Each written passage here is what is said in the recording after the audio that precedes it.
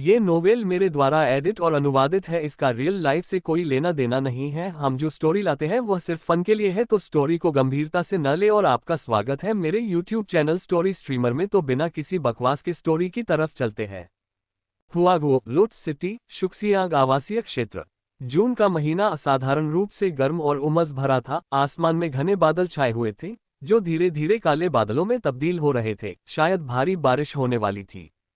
खिड़की के पास देवांश भौतिकी की पाठ्य पुस्तक पढ़ रहा था।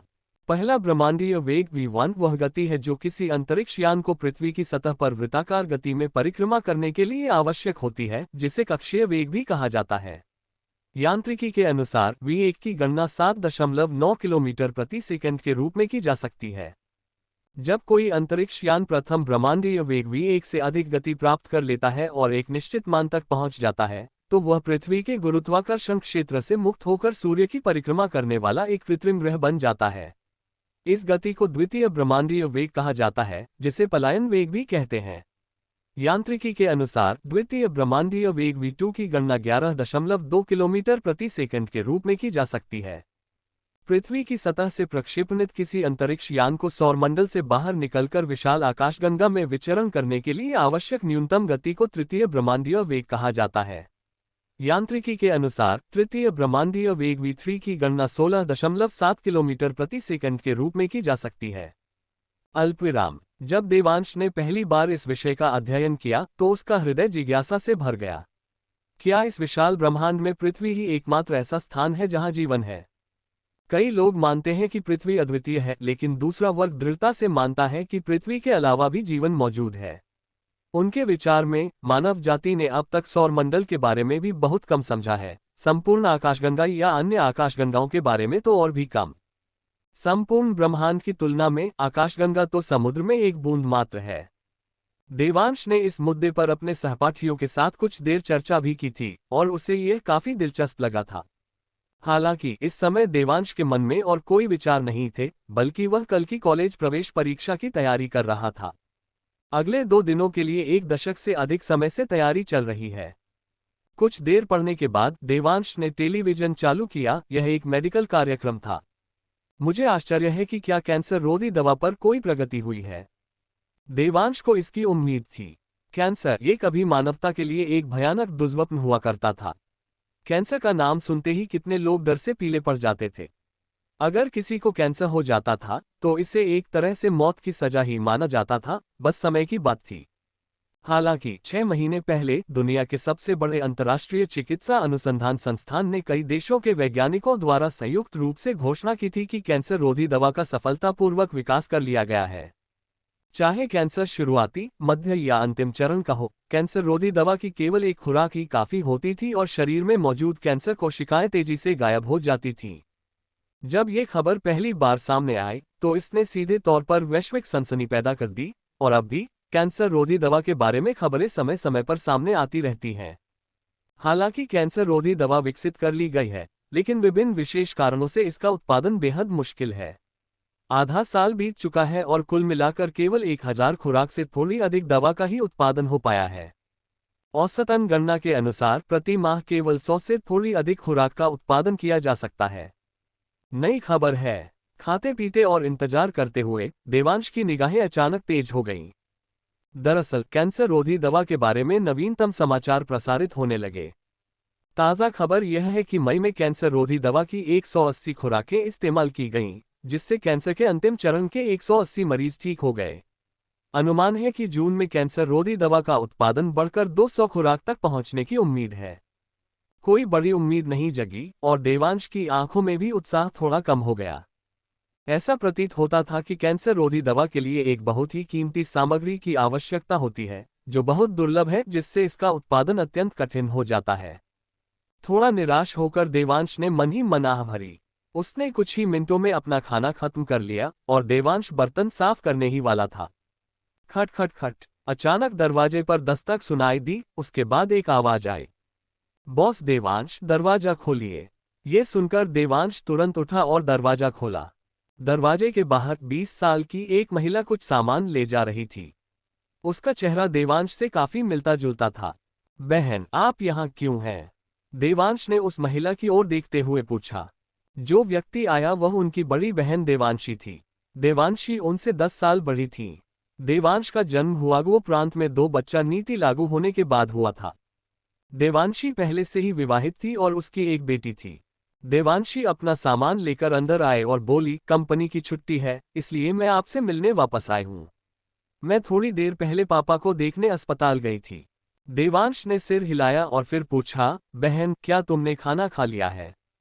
हाँ, देवांशी ने मेज की ओर देखते हुए कहा, आप लोगों ने खाना खा लिया है ना?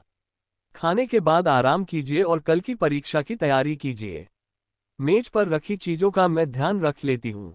उसने अपने हाथ में रखी चीजें नीचे रख दी और मेज साफ करने लगी। देवांश ने इस कार्य पर कोई आपत्ति नहीं जताई। देवांश जब भी लौटती वह घर को साफ सुथरा कर देती थी। सफाई में मदद करते हुए देवांश ने पूछा, बहन पिताजी की सेहत कैसी है? ये सवाल सुनकर देवांशी ने हल्की सी आह भरी और कहा, उसकी हालत थोड़ी बिगड़ गई है। देवांश को लेकर चिंतित दिखते हुए उन्होंने आगे कहा, लेकिन अगर वह अपनी दवाएं लेता रहता है तो इसे अभी भी नियंत्रित किया जा सकता है। देवांश के पिता दिग्विजय को अपने करियर में कुछ हद तक सफल माना जा सकता है। उन्होंने पहले एक सुपरमार्केट खोला था, लेकिन उनके शरीर में अप्रत्याशित परिवर्तन हुए और अब वे कैंसर की अंतिम अवस्था से पीड़ित हैं। फिलहाल दिग्विजय का अस्पताल में इलाज चल रहा है और देवांश की मां वहां उसकी देखभाल कर रही हैं।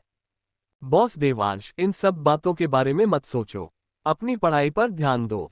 तुम्हें पता है मम्मी पापा तुमसे कितनी उम्मीदें रखते हैं। उनके लिए अच्छे नंबर लाना सबसे जरूरी है। देवांशी ने अपने छोटे भाई की तरफ देखा। उसके छोटे भाई के बचपन से ही पढ़ाई में बहुत अच्छे नंबर आते थे।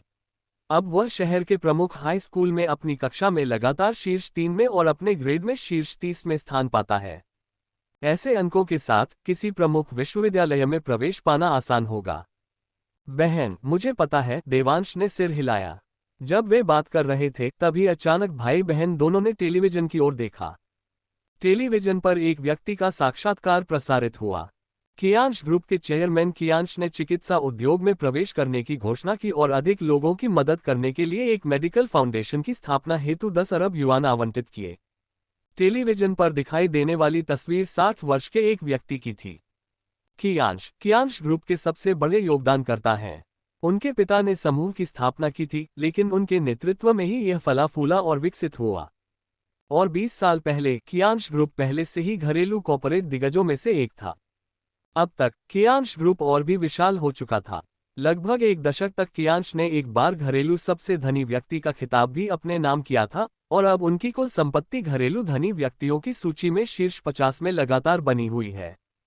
साक्षात्कार दे रहे व्यक्ति को देखते हुए देवांश की आंखों में जटिलता का स्पष्ट संकेत दिखाई दिया और उसने अपनी मुठ्ठियां थोड़ी सी भींच ली। बहुत कम लोगों को पता था कि उनके लिए परिवार का कियांश से एक महत्वपूर्ण संबंध था। रिश्ते के लिहाज से कियांश उनके और देवांशी के नाना थे। देवांश की मां किरण कियांश की बेटी थी।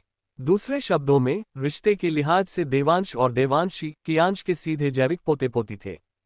हालांकि कुछ पुरानी घटनाओं के कारण कियांश क्रोधित हो गया और उसने किरण को सीधे परिवार से निकाल दिया। ये बात वाकई अविश्वसनीय थी। ये प्राचीन काल नहीं था जब पारिवारिक प्रतिष्ठा को समान महत्व दिया जाता था। अगर किरण दिग्विजय के साथ रहने का फैसला भी करती तो भी कियांश इतना गुस्सा नहीं होता। लेकिन कियांश सचमुच इतना क्रोधित था, इतना उग्र कि अनगिनत लोग अचंभित रह गए। इससे पहले जब दिग्विजय को कैंसर का पता चला था तो किरण देवांशी और देवांश को लेकर कियांश से विनती करने गई थी, इस उम्मीद में कि उसे कैंसर रोधी दवा की एक खुराक मिल जाएगी। हालांकि कैंसर रोधी दवा बेहद दुर्लभ थी, लेकिन कियांश के लिए, जो सबसे धनी व्यक्तियों में से एक है, वास्तव में इसकी एक खुराक प्राप्त करना शायद मुश्किल नहीं होगा। हालांकि किरण की घुटनों के बल बैठकर की गई विनती को देखकर कियांश के चेहरे पर कोई भाव नहीं था। वह निर्भीक भाव से उसके पास से गुजर गया, उसकी ओर देखे बिना। आज तक देवांश उस ठंडी निगाह को नहीं भूल पाया है। ये कियांश, इससे अपने परिवार की कोई परवाह नहीं है, फिर भी टेलीविजन पर ये दान पुण्य करने के लिए उत्सुक रहता है। देवांश ने स्क्रीन पर मुस्कुराते हुए कियांश को देखा और मन ही मन उसका उपहास किया। अपनी मां को घुटनों के बल बैठकर गिड़गिड़ाते हुए और उस ठंडी निगाह को याद करते हुए उसके मन में जटिलता और अपने नाना कियांश के प्रति थोड़ी सी नफरत का भाव उत्पन्न हुआ। अध्याय 2, कॉलेज प्रवेश परीक्षा में असफल होना। ये सिर्फ देवांश ही नहीं था, इस समय देवांशी की आंखों में भी कुछ जटिलता झलक रही थी क्योंकि वह टीवी पर कियांश को देख रही थी। ठीक है देवांश, जाओ अपनी किताबें पढ़ो। टीवी पर कुछ भी अच्छा नहीं आ रहा है, उसने सीधे सीधे कहा और टेलीविजन बंद कर दिया। ठीक है बहन, देवांश ने सिर हिलाया। अल्पविराम। अगला दिन जल्दी ही आ गया। सुबह सुबह देवांशी फिर घर लौट आए। आज देवांशी के छोटे भाई की कॉलेज प्रवेश परीक्षा का पहला दिन था और वह उसे परीक्षा हॉल ले जाने वाली थी। देवांश, क्या तुम्हारे पास सब कुछ है? कुछ भी मत भूलना, देवांशी ने देवांश के कान में फुसफुसाते हुए कहा। चिंता मत करो बहन, मैंने कई बार जांच कर ली है, देवांश ने मुस्कुराते हुए कहा। चलो चलते हैं, लगता है बारिश होने वाली है। शायद ये कॉलेज प्रवेश परीक्षा का कोई नियम था, लेकिन जब भी कॉलेज प्रवेश परीक्षा के 2 दिन आते थे तो कई जगहों पर बारिश होने लगती थी। इस समय आकाश काले बादलों से ढका हुआ था और सुबह सुबह ही गरजने की आवाज भी सुनाई दी, जिससे संकेत मिल रहा था कि भारी बारिश होने वाली है।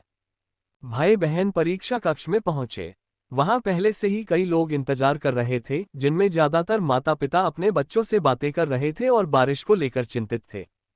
हालांकि आसमान में बादल छाए हुए थे, लेकिन बारिश नहीं हुई। जल्द ही 8:30 बज गए और स्कूल के गेट खुल गए। पिताजी, मैं अंदर जा रहा हूँ। कियान, तुम्हें शुभकामनाएं। बेटा, दबाव महसूस मत करो, बस अपना सर्वश्रेष्ठ प्रदर्शन करो। तुम हमारे परिवार की स्थिति जानते हो, अगर तुम अच्छा प्रदर्शन नहीं भी करते हो तो भी कोई बात नहीं, तुम्हारे पिताजी तुम्हारा साथ देंगे। अल्पविराम। एक एक करके छात्र अंततः कई अभिभावकों की उम्मीद भरी निगाहों के बीच परीक्षा कक्ष में दाखिल हुए। बहन, तुम पहले वापस जा सकती हो, देवांश ने अपनी बड़ी बहन की ओर मुस्कुराते हुए कहा। देवांशी ने कोई जवाब नहीं दिया। उसने मुट्ठी भींचकर देवांश से कहा, देवांश, तुम्हें शुभकामनाएं। देवांश मुस्कुराया और आखिरकार परीक्षा हॉल में चला गया। कैंपस में कदम रखते ही देवांश ने गहरी सांस ली। बेहतर प्रदर्शन करने और अच्छे परिणाम प्राप्त करने के लिए वह अपने मन को शांत करना चाहता था, लेकिन इस समय वह ऐसा बिल्कुल नहीं कर पा रहा था। उसका मन शांत नहीं था। दवा लेने के बावजूद भी पिताजी का शरीर कैंसर रोधी दवा के बिना कुछ महीनों से अधिक समय तक जीवित नहीं रह पाएगा। हालांकि देवांश नहीं चाहता था कि उसके पिता उसे छोड़कर जाएं, लेकिन वह अपने पिता की वर्तमान शारीरिक स्थिति के बारे में पूरी तरह से स्पष्ट था। कैंसर रोधी दवा की प्रति माह 200 से भी कम खुराकें उत्पादित की जाती थीं और इन्हें विश्व भर में वितरित किया जाता था। पूरी दुनिया में कैंसर के कितने मरीज थे? पिछले 6 महीनों में उनके पिता को कैंसर रोधी दवा की एक खुराक मिलने की संभावना वास्तव में बहुत कम थी। मेरे पिता की सबसे बड़ी इच्छा है कि मेरा दाखिला किसी अच्छे विश्वविद्यालय में हो, इसलिए इस बार मुझे अच्छा प्रदर्शन करना ही होगा। देवांश ने गहरी सांस ली, उसकी आंखों में अच्छे परिणाम की लालसा झलक रही थी। अगर उसका प्रदर्शन खराब रहा तो कुछ लोग परीक्षा दोबारा देकर फिर से शुरुआत करना पसंद करेंगे, लेकिन अगर वह इस बार भी असफल हो गया तो अगली बार चाहे वह अच्छा प्रदर्शन करे, उसके पिता शायद इसे देख न पाएं। सांस लो। देवांश सांस लेता रहा और अपनी स्थिति को संभालने की कोशिश करता रहा। इस समय वह अपने परीक्षा कक्ष से 50 मीटर दूर था। इस बार सफलता ही एकमात्र विकल्प था, असफलता का कोई विकल्प नहीं था। धमाका। तभी अचानक आकाश में एक धीमी सी गड़गड़ाहट हुई, मानो कोई घंटी बज रही हो, जिसने देवांश के दिल पर गहरा प्रहार किया हो। स्विश। उसी समय आकाश में काले बादलों में जमा बारिश को मानो एक रास्ता मिल गया और वह एक साथ बरसने लगी। बड़ी बड़ी बूंदें जमीन पर जोर से गिरी। किसी ने नहीं देखा कि बारिश के बीच से प्रकाश की एक चमक गुजरती हुई प्रतीत हुई। बारिश हो रही है, जल्दी से परीक्षा हॉल में प्रवेश करें। बारिश को देखते ही आसपास मौजूद कई लोगों ने जल्दी से अपनी छतरियां खोली और भागने लगे। देवांश भी इसी तरह पास ही स्थित शिक्षण भवन की ओर तेजी से दौड़ रहा था। फुफकार। 2 कदम चलने से पहले ही देवांश अचानक हौंफने लगा। उसे ऐसा लगा जैसे उसके पैर में कोई कील चुभ गई हो और मानो उसके तलवे में सीधा छेद हो गया हो। एक असहनीय तीव्र दर्द उठा जो सीधे उसके पैर के ऊपरी हिस्से से उसके दिमाग तक पहुंच गया। उसका दिमाग एकदम सुन्न हो गया। उस क्षण देवांश को ऐसा लगा जैसे कोई उसके दिमाग में घुसने की कोशिश कर रहा हो। छात्र, क्या हुआ? अरे नहीं, कोई बेहोश हो गया। अल्पविराम। आखिरी क्षण में देवांश को अपने कानों में केवल कुछ आवाजें सुनाई दी। कोई बेहोश हो गया। कौन बेहोश हुआ? यह विचार बस उसके मन में कौंधा ही था कि देवांश को इसके अलावा कुछ और याद नहीं रहा।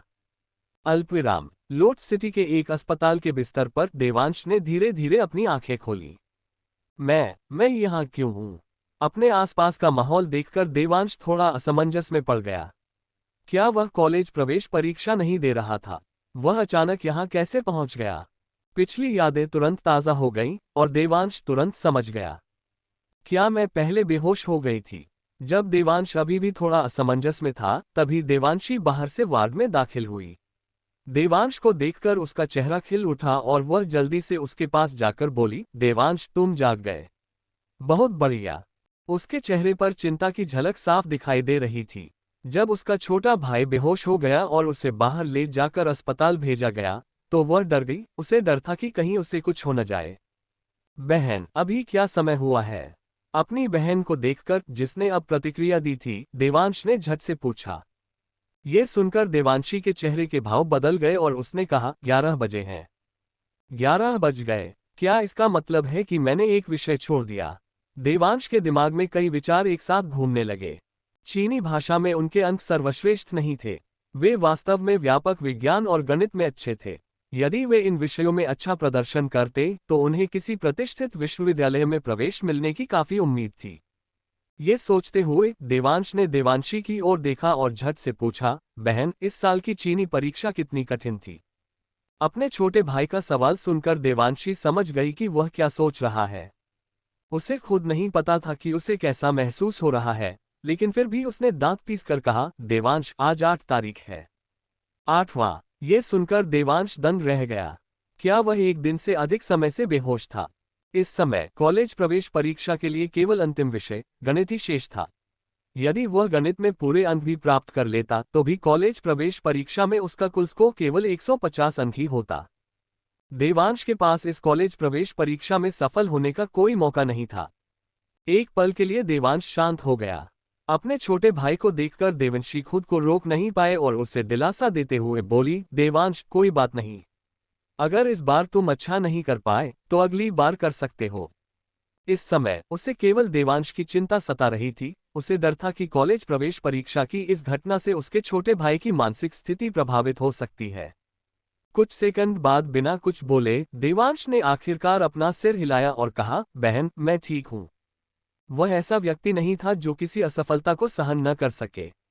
उसने पहले भी अपने पिता के साथ इस तरह के बड़े बदलाव को स्वीकार किया था। कुछ देर सोचने के बाद देवांश ने पूछा, बहन, क्या मम्मी पापा को पता है कि मेरे साथ क्या हुआ? हाँ, देवांशी ने सिर हिलाते हुए कहा, मैंने उन्हें बता दिया है, लेकिन माँ अभी शंघाई में है और आ नहीं सकती। मैं उन्हें अभी बता दूंगी कि तुम जाग गए हो।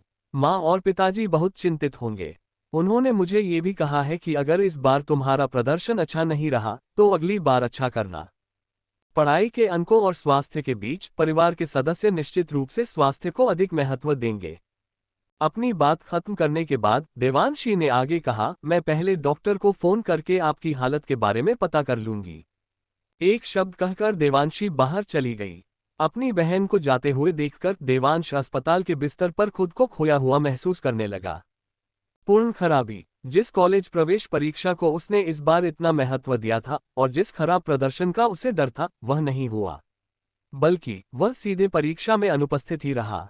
धिक्कार है, किसने इतना निर्दयी होकर परीक्षा हॉल में कील ठोक दी।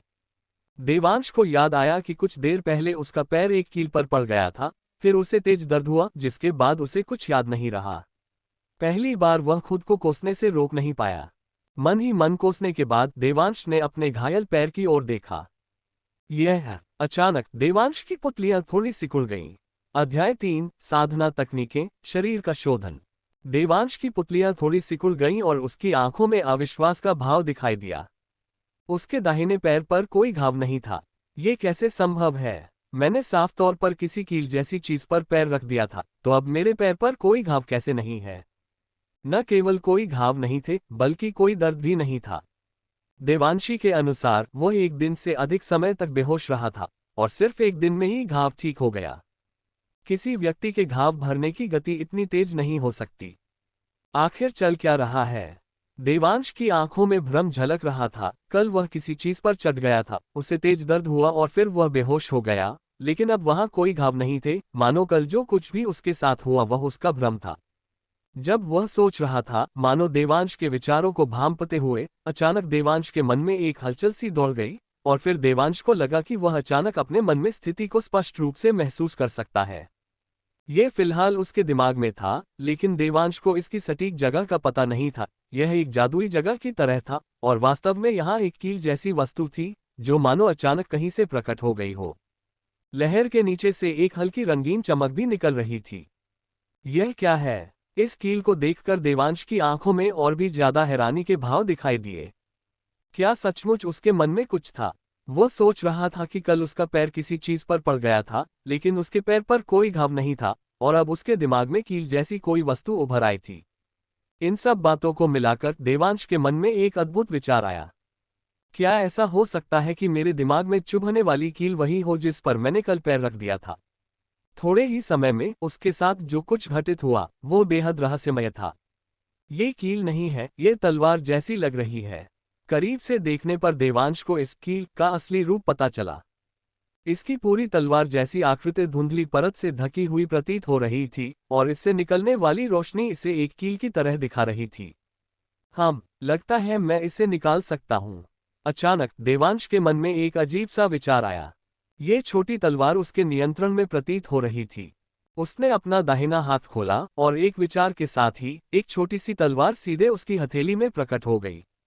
धमाका! जैसे ही वह प्रकट हुआ, देवांश को एक अविश्वसनीय रूप से जबरदस्त दबाव महसूस हुआ, मानो उसकी हथेली में एक विशाल पर्वत प्रकट हो गया हो और वह उस विशाल पर्वत के नीचे कुचलने वाला हो। आसपास का स्थान भी इसे सहन करने में असमर्थ प्रतीत हो रहा था, मानो उसमें दरारें पड़ रही हों और हल्की हल्की दरारें दिखाई दे रही हों। लेकिन पल भर में ही दबाव फिर से गायब हो गया, उसकी हथेली में मौजूद छोटी तलवार बिखर गई और उसके दिमाग में फिर से प्रकट हो गई। यह आखिर क्या है?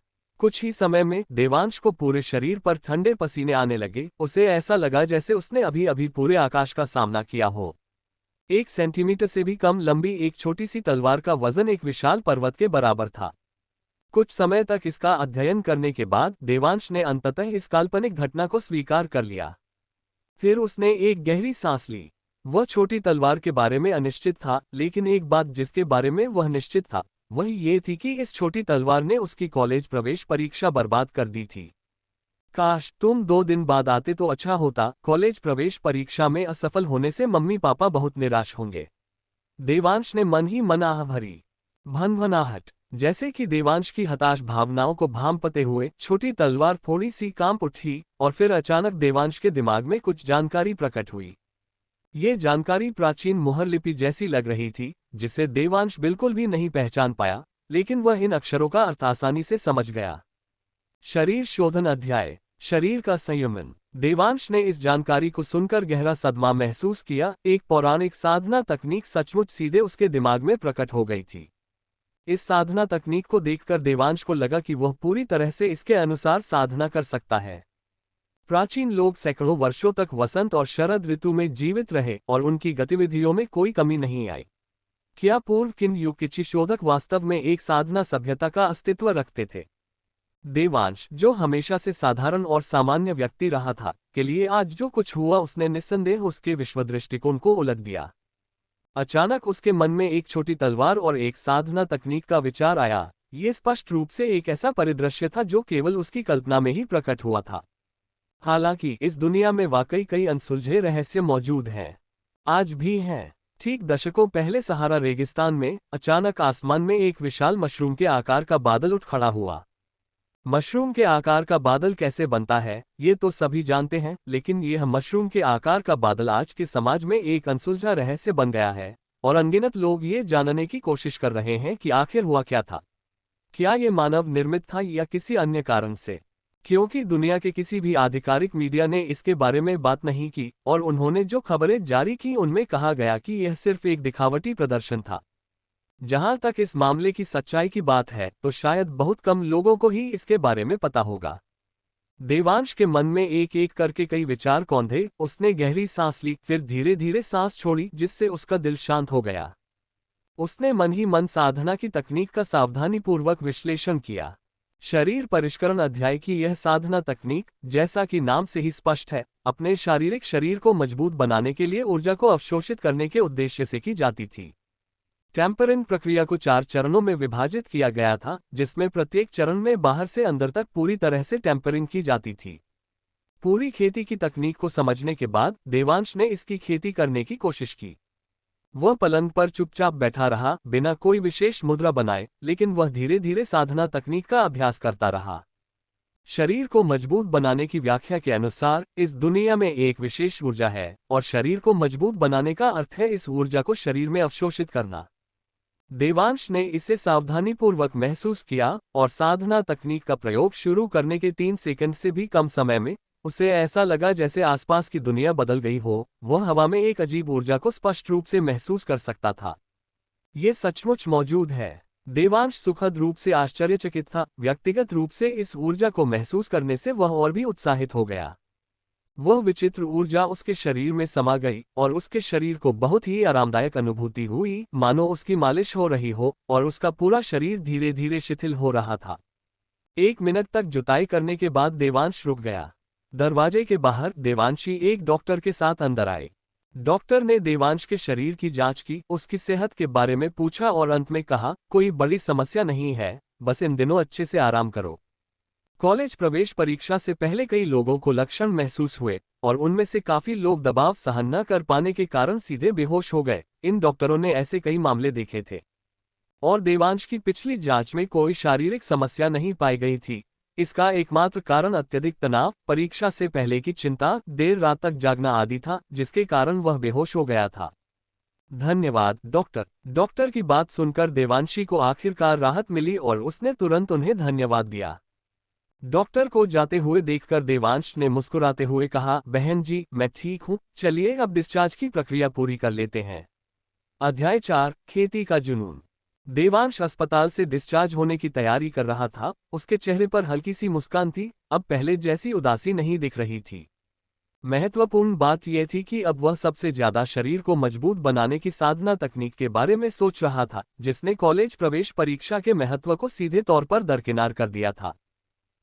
अपने छोटे भाई को देखकर देवांशी को लगा कि देवांश का मानसिक संतुलन सुधर गया है।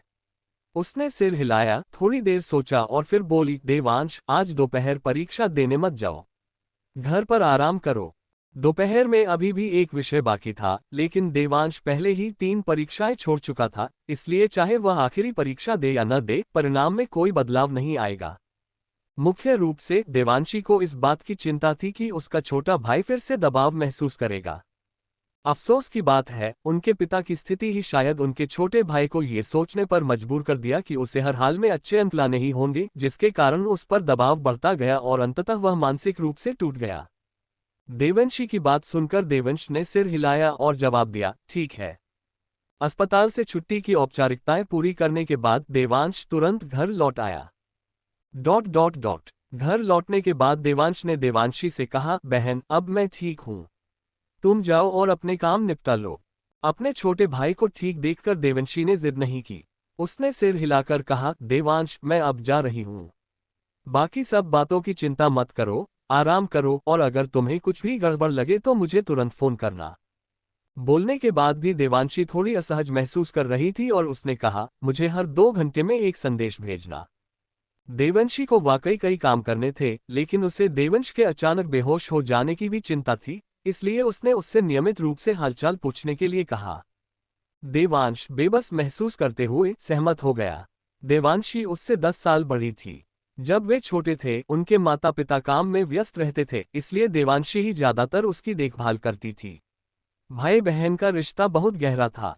देवांशी को जाते देख देवांश सीधे जमीन पर बैठ गया, साधना शुरू करने के लिए उत्सुक। उन्होंने साधना तकनीक का प्रसार किया, और कुछ ही समय में उन्होंने एक बार फिर हवा में व्याप्त विचित्र ऊर्जा को महसूस किया।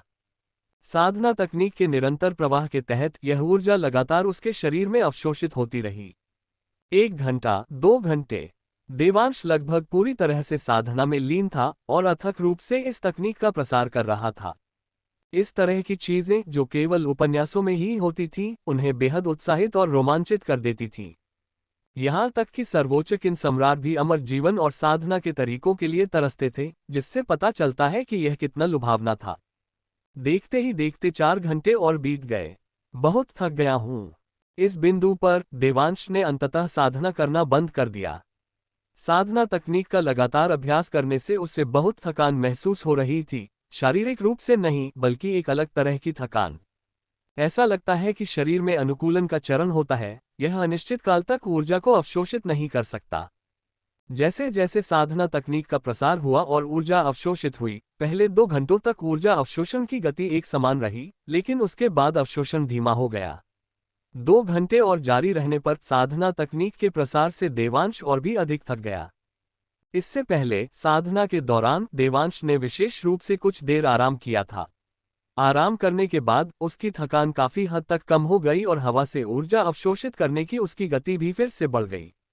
इससे देवांश इस निष्कर्ष पर पहुंचा कि इस ऊर्जा को 24 घंटे लगातार अवशोषित नहीं किया जा सकता था। साधना के बाद विश्राम की अवधि के बाद ऊर्जा अवशोषित करना ही साधना का सही मार्ग था। देवांश खड़ा हो गया। इस समय उसे अपने पूरे शरीर पर चिपचिपाहट महसूस हो रही थी और उसके कपड़ों पर कुछ गाढ़ा पदार्थ चिपका हुआ था। क्या ये अशुद्धियां शरीर से बाहर निकल जाती हैं? देवांश ने सोचा, फिर बाथरूम में गया, खुद को धोया और साफ कपड़े पहन लिए। नहाने के बाद देवांश ने शीशे में खुद को देखा। आईने के सामने एक सुंदर युवक खड़ा था, जिसकी लंबाई 1 मीटर 80 सेंटीमीटर से अधिक थी। उसका शरीर सुगठित था और उसके बाल छोटे और करीने से छोटे थे। वह साफ सुथरा और तरोताजा दिख रहा था। दिखने के मामले में देवांश निश्चित रूप से शीर्ष श्रेणी में आता था। उनकी मां किरण झाओ परिवार से थी, इसलिए उनकी सुंदरता स्पष्ट थी। देवांश के पिता को जब वे युवा थे तो प्रतिभा खोजकर्ताओं द्वारा लोकप्रिय नाटकों में अभिनय करने के लिए आमंत्रित भी किया गया था, लेकिन देवांश के पिता ने इसमें रुचि नहीं दिखाई, जिससे पता चलता है कि वे कितने आकर्षक थे। अपनी मुट्ठियां भींचते हुए देवांश ने अपने शरीर की स्थिति को महसूस किया। मेरी ताकत थोड़ी बढ़ गई है। उसने कोने में रखे 40 किलोग्राम के आर्म एक्सरसाइजर को उठाया, दोनों सिरों को पकड़ा और उसका परीक्षण किया। ताकत का एहसास करने का सबसे सहज तरीका आर्म एक्सरसाइजर ही था। पहले देवांश एक बार में 30 बार कर लेता था। इस बार उसने आसानी से 40 से ज्यादा बार कर लिया और उसे थकान भी महसूस नहीं हुई। बहुत भूख लगी है। कुछ देर तक इसे महसूस करने के बाद देवांश ने अपना पेट सहलाया। कई घंटों तक साधना करने के बाद उसे पहले से कहीं अधिक भूख लग रही थी। उसने फ्रिज की जांच की, उसमें अभी भी बहुत सारी सब्जियां थीं और अलमारी में नूडल्स के कई बंडल रखे हुए थे। आमतौर पर देवांश चावल बनाता था, लेकिन आज उसे बहुत भूख लगी थी और चावल बनाने में बहुत समय लगता, इसलिए नूडल्स बनाना ही बेहतर था। उसने आधा बर्तन नूडल्स पकाया, उसमें 2 अंडे और थोड़ा कटा हुआ मांस मिलाया। पकने के बाद देवांश ने तुरंत खाना शुरू कर दिया। 2 कटोरी नूडल्स खाने के बाद भी देवांश को पेट भरा हुआ महसूस नहीं हुआ। उसने 2 और कटोरी बनाई, नूडल्स का पूरा एक बंडल खत्म कर दिया और तभी जाकर देवांश को आखिरकार पेट भरा हुआ महसूस हुआ। क्या मेरी भूख बहुत ज्यादा है? देवांश असहाय महसूस कर रहा था, वह बहुत ज्यादा खाने वाला बन गया था। बर्तन और चॉपस्टिक धोने के बाद देवांश खेती जारी रखने के लिए फिर से बैठ गया। इस बार उन्होंने केवल आधे घंटे तक ही साधना की और फिर रुक गए।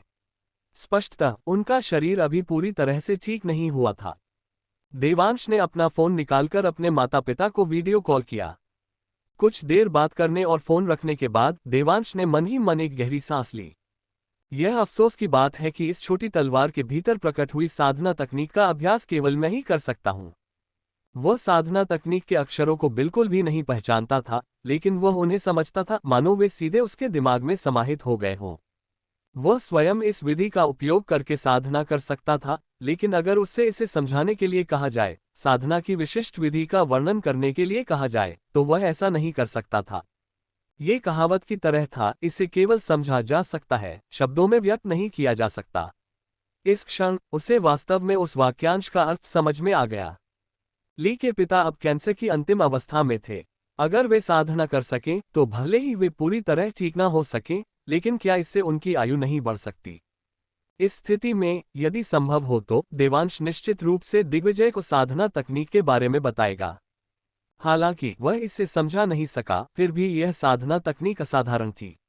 देवांश के विचार में यदि वह साधना में थोड़ी सी भी सफलता प्राप्त कर लेता है, तो क्या वह अपने पिता का इलाज नहीं कर सकता? हालांकि उसने अभी तक कोई तरीका नहीं सोचा था, लेकिन आखिरकार यह साधना तकनीक केवल उसकी शारीरिक क्षमता में सुधार कर सकती थी और इसमें कोई उपचार संबंधी कार्य नहीं थे। लेकिन फिर भी उनके दिल में बड़ी उम्मीदें थीं। खेती जारी रखो। इस बार 3 घंटे आराम करने के बाद देवांश को लगा कि वह काफी हद तक ठीक हो गया है, इसलिए उसने फिर से साधना शुरू कर दी। अगले कुछ दिनों में देवांश साधना के प्रति पूरी तरह समर्पित हो गया, लगभग पूरी तरह से साधना में लीन हो गया। आवश्यक आराम के अलावा जैसे ही उसका शरीर स्वस्थ होता, वह साधना शुरू कर देता और उनकी शारीरिक क्षमता में तेजी से सुधार हो रहा था। देखते ही देखते 1 सप्ताह बीत गया। अध्याय 5, नीले केकड़ों का झुंड। कमरे के अंदर देवांश पालथी मारकर बैठा था और चुपचाप हवा में व्याप्त विचित्र ऊर्जा को आत्मसात कर रहा था। साधना विधि प्राप्त करने के बाद वह इन दिनों ज्यादा बाहर नहीं निकला था। ठीक होते ही सीधे साधना करने लगा ताकि वह अपनी ताकत को जल्द से जल्द बढ़ा सके। उनका व्यक्तित्व अधिक स्थिर था और साधना की विधि प्राप्त करना, चुपचाप साधना करना राजा का तरीका था। एक समय ऐसा आया जब देवांश आखिरकार रुक गया। उसने अपने शरीर को महसूस किया और उसके होठों पर मुस्कान आ गई। खेती का पहला चरण सफल रहा। अपनी मुट्ठियां भींचते हुए उसने एक ऐसी शक्ति का एहसास किया जो एक साधारण व्यक्ति की शक्ति से कहीं अधिक थी। शरीर को तपाकर तैयार करने की प्रक्रिया के 4 मुख्य चरण होते हैं। प्रत्येक चरण में शरीर को बाहर से अंदर की ओर एक बार तपाया जाता है। इस प्रकार कुल 4 बार तपाया जाता है। इस समय देवांश ने पहला चरण पूरा कर लिया है और इसमें उसे 1 सप्ताह का समय लगा। मेरी वर्तमान शक्ति शायद एक आम इंसान की तुलना में कई गुना अधिक है। देवांश ने मुट्ठी भींच ली, उसे यह अविश्वसनीय लग रहा था। साधना विधि से भी उसकी शारीरिक क्षमता में तेजी से सुधार हो रहा था, लेकिन उसे लगता था कि एक साधारण व्यक्ति की ताकत को दोगुना करना भी अविश्वसनीय होगा। हालांकि कुछ ही दिनों में देवांश को अपने शरीर में हर दिन बदलाव महसूस होने लगा और यह बदलाव इतना तेज था कि वह इसे स्पष्ट रूप से महसूस भी कर सकता था। ये घर में रखे लगभग 300 पाउंड के रेफ्रिजरेटर जैसा था। वह उसे आसानी से उठा सकता था। नीचे पड़े एक कठोर पत्थर को वह एक ही मुक्के से आसानी से टुकड़े टुकड़े कर सकता था। ये शक्ति एक छोटे सुपरमैन के बराबर थी। देवांश अपनी शारीरिक क्षमता देखकर हैरान रह गया। हालांकि वह ज्यादा खुश था। पहला चरण तो अभी से ही इतना जबरदस्त है। जब दूसरा, तीसरा और बाकी चरण पूरे हो जाएंगे तब मेरी शारीरिक क्षमता किस स्तर तक पहुंच जाएगी। देवांश बहुत उत्साहित था। हालांकि प्रत्येक चरण के लिए तापमान निर्धारण का समय अलग अलग होगा। पहले चरण में 1 सप्ताह लगा और अगले दूसरे चरण के तापमान निर्धारण को पूरा होने में कम से कम कई सप्ताह लगने का अनुमान है। अपनी साधना पूरी करने के बाद देवांश ने रात का खाना खाया और टहलने के लिए बाहर जाने की तैयारी की।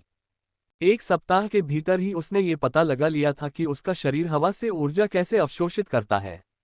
पर्याप्त आराम करने के बाद ऊर्जा अवशोषित करना थके होने पर जबरदस्ती ऊर्जा अवशोषित करने की तुलना में कहीं अधिक कारगर था। आवासीय क्षेत्र को छोड़कर देवांश समुद्र तट पर पहुंचा। लोट सिटी समुद्र के पास स्थित है और देवांश के परिवार का आवासीय क्षेत्र भी समुद्र से ज्यादा दूर नहीं है। वे अक्सर खेलने के लिए समुद्र तट पर आते थे। उस समय कुछ लोग समुद्र किनारे समुद्री भोजन इकट्ठा कर रहे थे।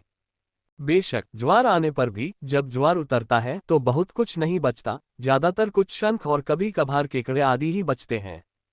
समुद्री भोजन इकट्ठा करके पैसे कमाना एक बहुत ही अनिश्चित काम है। ये पूरी तरह से भाग्य पर निर्भर करता है। अगर इतनी सारी चीजें इकट्ठा करने को होती तो हर कोई काम छोड़कर सिर्फ पैसे कमाने के लिए यहाँ आ जाता। समुद्र तट पर टहलते हुए, समुद्री हवा का आनंद लेते हुए और विशाल समुद्र को देखते हुए देवांश का दिल इस समय भारी हो गया। मेरी ताकत अब बढ़ गई है, लेकिन मुझे अभी तक पिताजी के इलाज का तरीका नहीं सूझा है। देवांश का दिल भारी था। ताकतवर होने का मतलब यह नहीं है कि वह अपने पिता को ठीक कर सकता है। उन्हें अभी भी दिग्विजय के कैंसर का इलाज करने का कोई तरीका नहीं पता था। चलते चलते देवांश ने अचानक उस जगह की ओर देखा जहां से विस्मयबोधक आवाजें आ रही थीं। इतने सारे हरे केकड़े, ये हरे केकड़ों का झुंड है। जल्दी करो, उन्हें पकड़ लो।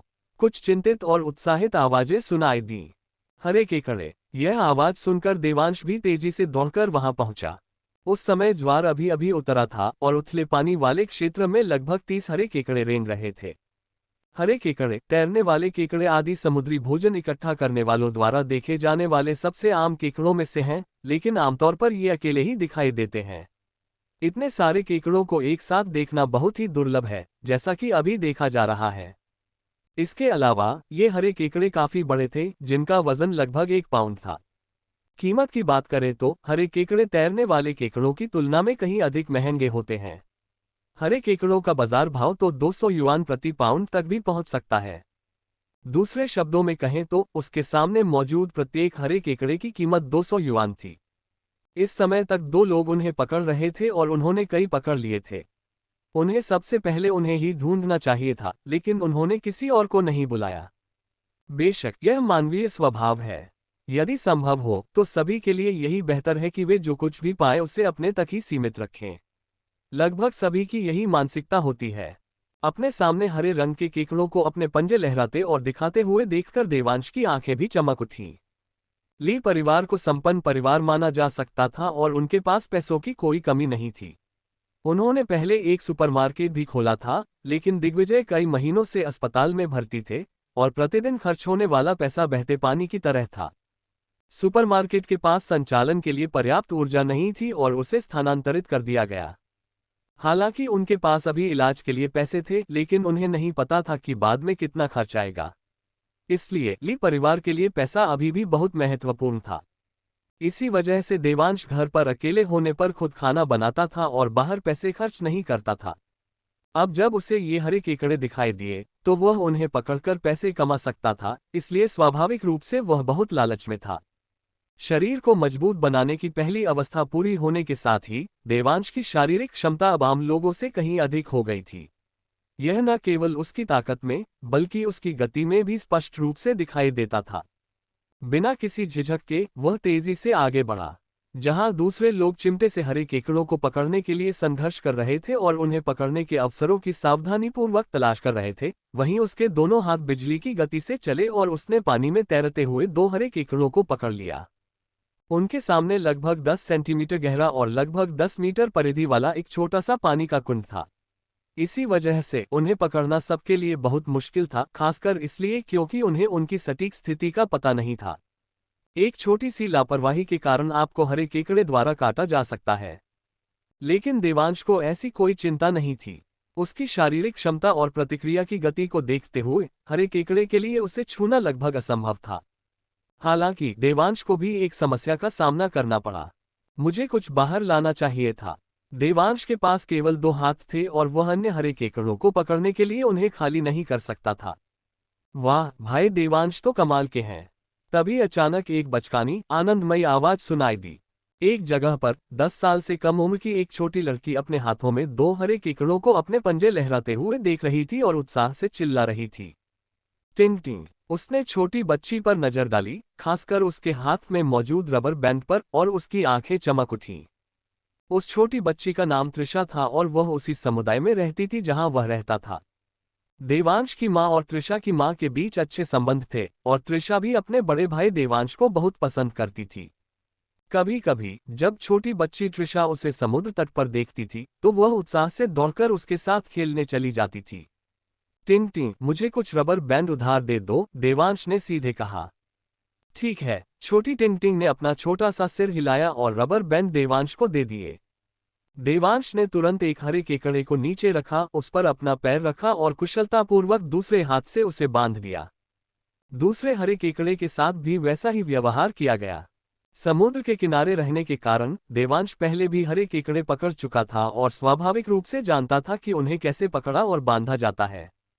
उसने बंधे हुए दोनों हरे केकड़ों को जमीन पर रख दिया, छोटी टिंग टिंग की अनदेखी करते हुए, जो उत्सुकता से उन्हें चिढ़ा रही थी, और जल्दी से छोटे तालाब में वापस चला गया। अध्याय 6 पहली कमाई। देवांश ने तालाब की ओर देखा और उसे एक हरा केकड़ा दिखाई दिया जिसकी पीठ का एक हिस्सा थोड़ा सा बाहर निकला हुआ था, इसलिए उसने झट से उसे अपने दाहिने हाथ से पकड़ लिया। वह कितना तेज था, और अपने वर्तमान शरीर के साथ वह वास्तव में हरे केकड़े के बड़े पंजों से नहीं डरता था। इसलिए जहां बाकी सभी लोग सावधानीपूर्वक चिमटे का इस्तेमाल कर रहे थे, वहीं उसने सीधे अपने हाथों का इस्तेमाल किया। देखते ही देखते थोड़े ही समय में देवांश ने 4 मछलियां पकड़ लीं। पहले पकड़ी गई 2 मछलियों को मिलाकर उसने पहले ही 6 मछलियां पकड़ ली थीं। इस समय तक इस जगह को सबसे पहले खोजने वालों ने भी उसके बराबर ही केवल 6 मछलियां पकड़ी थीं। और उस गंदे छोटे तालाब में अब कोई हरा केकड़ा दिखाई नहीं दे रहा था। अरे, अब तो कोई बचा ही नहीं है। मैं पहले यहाँ आकर जांच करना चाहता था, लेकिन मैंने नहीं किया और अब मुझे केवल एक हरा केकड़ा मिला है। मैं बहुत देर से आया, मुझे एक भी मछली नहीं मिली।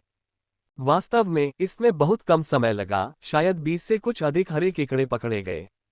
ये हरे केकड़े 1000 युआन से अधिक में बिक सकते हैं। इस समय देवांश बहुत खुश था, उसके लिए 1000 युआन से अधिक की रकम काफी ज्यादा थी।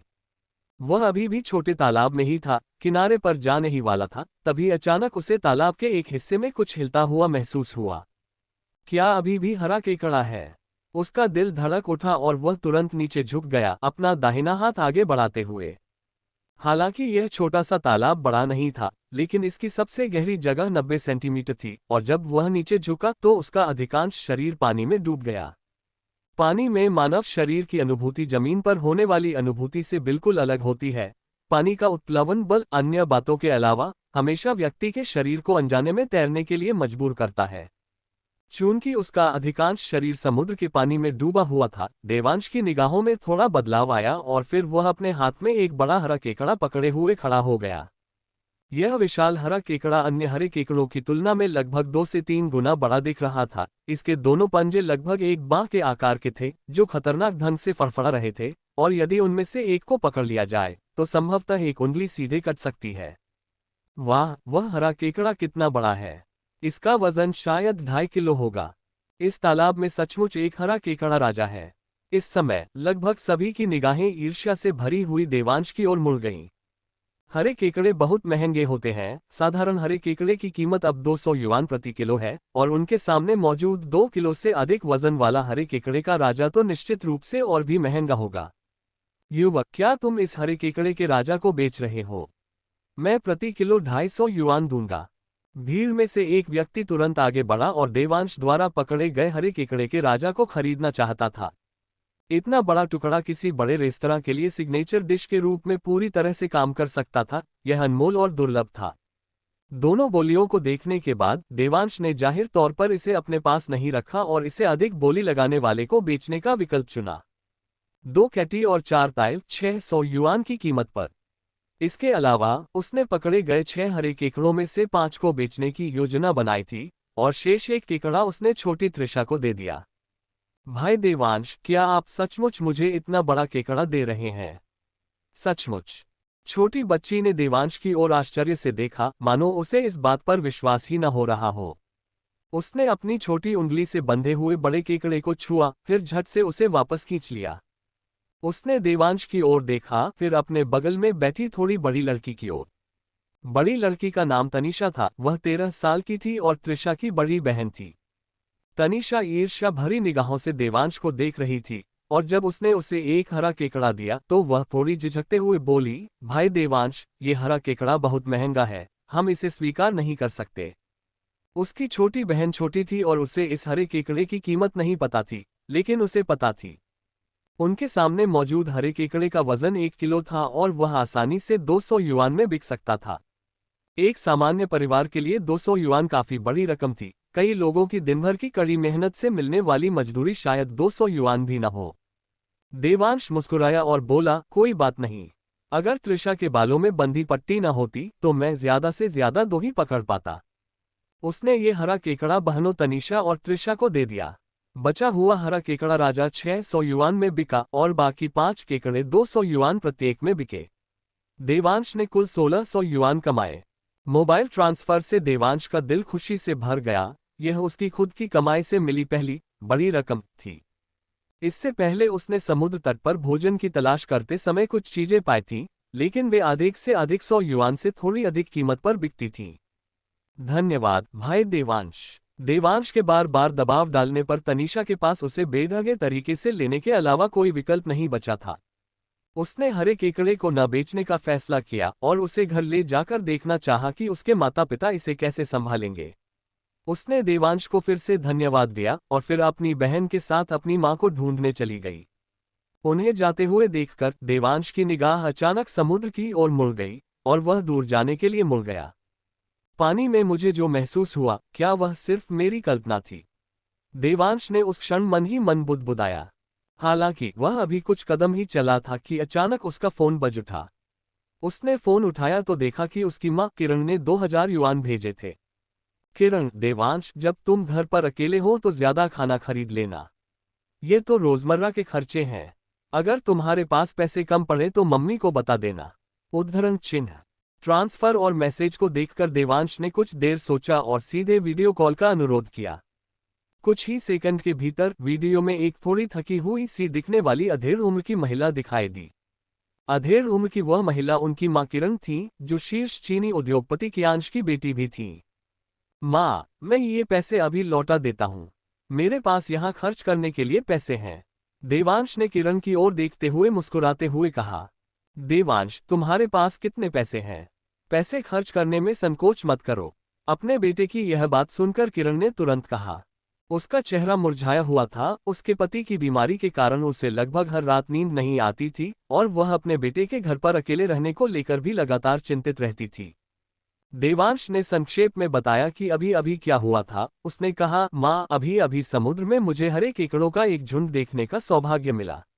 मैंने कई हरे केकड़े पकड़े और यहाँ तक कि एक राजा हरा केकड़ा भी पकड़ा और उन्हें 1600 युआन में बेच दिया। अपने बेटे की बात सुनकर किरण मुस्कुराए और बोली, सच में? देवांश, तुम्हारी किस्मत अच्छी है। समुद्र के किनारे रहने के कारण वे इन चीजों के आदी हो चुके थे। समुद्र में बहुत सी चीजें थीं। हरे केकड़े काफी महंगे थे, लेकिन ग्रुपर, लार्ज येलो क्रोकर जैसी मछलियां आदि की कीमतें हरे केकड़ों की तुलना में कई गुना अधिक थीं। एक लार्ज येलो क्रोकर मछली की कीमत 10 लाख युआन से भी अधिक हो सकती है। कुछ साल पहले इस समुद्री क्षेत्र में किसी व्यक्ति को समुद्र तट पर भोजन की तलाश करते समय एक ग्रुपर मछली पकड़ने का सौभाग्य प्राप्त हुआ और उसने उसे लाखों में बेच दिया। तुलनात्मक रूप से देखा जाए तो कुछ हरे केकड़े पकड़ना वास्तव में कोई बड़ी बात नहीं थी। माँ, मैंने इस महीने के अपने खर्चों की कमाई खुद कर ली है और इसे खर्च करना अच्छा लगता है, देवांश ने मुस्कुराते हुए कहा। अपने बेटे को ऐसा कहते देख किरण ने जिद नहीं की और कहा, ठीक है देवांश, जब तुम्हारे पास पैसे खत्म हो जाए तो माँ को बता देना। अध्याय 7। पूरब में 30 साल, पश्चिम में 30 साल, दादागिरी मत करो। अपने बेटे से फोन पर बात खत्म करने के बाद किरण ने एक थमस में गर्म पानी भरा और अस्पताल के एक कमरे में चली गई। अस्पताल के बिस्तर पर एक अधेड़ उम्र का व्यक्ति रोगी के गाउन में लेटा हुआ था। उम्रदराज होने के बावजूद वह बेहद आकर्षक और सभ्य दिख रहा था। कोई भी कल्पना कर सकता है कि जवानी में वह बहुत लोकप्रिय रहा होगा। वह शख्स देवांश के पिता दिग्विजय थे। दिग्विजय कैंसर की अंतिम अवस्था में थे और उन्हें अक्सर सांस लेने में तकलीफ और तेज दर्द होता था, इसलिए वे अस्पताल में भर्ती थे। दिग्विजय को स्तब्ध देखकर किरण तुरंत आगे बढ़ी और बोली, भाई हितेश, मैंने अभी अपने बेटे से बात की। उसे समुद्र किनारे हरे केकड़ों का एक झुंड मिला और उसने उनमें से कई को पकड़ भी लिया। उसने तुरंत वही दोहराया जो देवांश ने उसे अभी बताया था, हरे केकड़ों का झुंड। दिग्विजय मुस्कुराया और बोला, बॉस, देवांश तो बड़े भाग्यशाली हैं। इतने सालों में मुझे हरे केकड़ों के 5 से ज्यादा झुंड नहीं मिले। ये सुनकर किरण ने कहा, तुम फिर से समुद्र किनारे जाने की सोच रहे हो, है ना? जब भी दिग्विजय को समय मिलता था तो वह समुद्र तट पर भोजन की तलाश में जाना पसंद करता था। खासकर जब देवांश छोटा था, उसे दिग्विजय के पीछे पीछे चलना अच्छा लगता था। जब पिता और पुत्र के पास करने के लिए कुछ नहीं होता था तो उन्हें समुद्र किनारे घूमना अच्छा लगता था।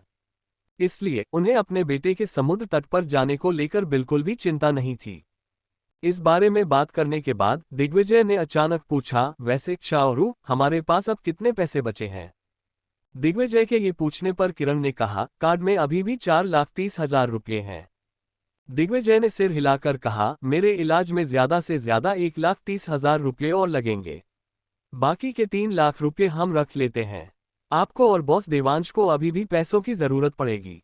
सच कहें तो हालांकि ली परिवार धनी नहीं था, लेकिन उनकी स्थिति एक औसत संपन्न परिवार की तुलना में कहीं बेहतर थी। 20 से अधिक वर्षों की कड़ी मेहनत के बाद ली परिवार की संपत्ति करोड़ों में थी, लेकिन इस धन का अधिकांश हिस्सा देवांशी और देवंश पर खर्च हो चुका था। जब देवांशी की शादी हुई तो दिग्विजय और किरण ने दहेज के रूप में उसे एक घर और एक कार दी। अब देवांश के पास शहर में एक घर भी था जिसे 4 मिलियन से अधिक में खरीदा गया था, लेकिन उसका नवीनीकरण अभी तक नहीं हुआ था। उन्होंने देवांश की शादी होने पर उसका नवीनीकरण कराने की योजना बनाई थी।